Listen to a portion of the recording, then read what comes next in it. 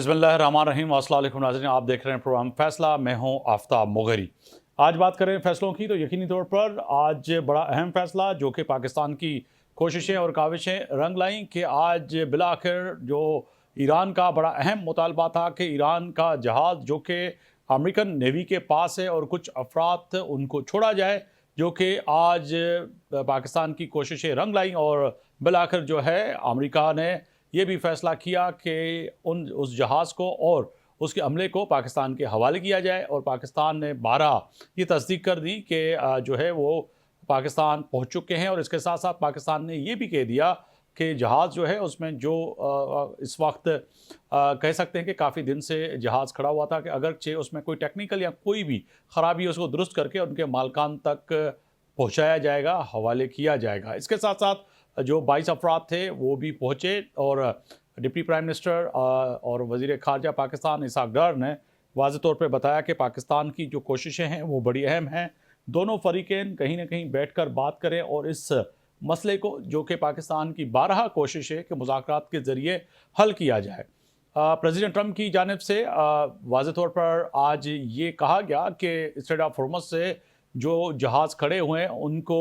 कार्रवाई की शक्ल में जो है अमेरिकन नेवी जो है इस स्ट्रेट ऑफ हॉर्मुज़ को क्रॉस करवाएगी। मगर देखा गया कि कहीं ना कहीं फिर उस बयान से भी अमेरिका जो है वाज़े तौर पर मुकरता हुआ नज़र आया कि उन्होंने कहा कि हम जो है रास्ता दिखाएंगे, बताएंगे कि यहाँ से गुजरेंगे मगर कार्रवाई नहीं करेंगे। मगर फिर ईरान की जानिब से भी एक जवाब आया जो कि बड़ा अहम था, जिससे लेकर फिर कह सकते हैं कि दोनों ममालिक के बीच में जो मुज़ाकराती अमल जो तो पाकिस्तान थोड़ी देर पहले जो कोशिशें कर रहा था कि कहीं ना कहीं दोनों फरीक़ैन जो है बातचीत से इस मसले को हल करें, मगर वो दोबारा कशीदगी में तब्दील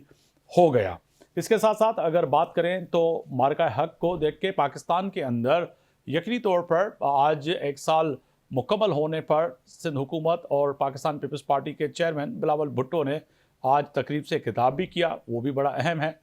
मार्का हक को 1 साल गुजरने के बावजूद जो है पाकिस्तान के छोटे बड़े शहरों कस्बों में आज अफवाज पाकिस्तान को खराज तहसीम और यकीनी तौर पर पाकिस्तान की इस जंग के बाद जो कि आज के हालात हैं वो भी उसके ही बदौलत हैं कि जब आप एक ताकतवर दुश्मन को हराते हो, और जो कि प्रेसिडेंट ट्रंप ने वाज़े तौर पे कहा कि पाकिस्तान ने 11 से ज़ायद जहाज़ इस जंग में गिराए। और उस बात को देखते ही पूरी दुनिया यकीनी तौर पर अरब ममालिक हों, यूरोप हो या फिर अमेरिका,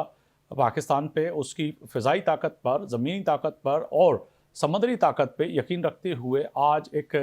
कह सकते हैं कि पाकिस्तान को ताकतवर मुल्क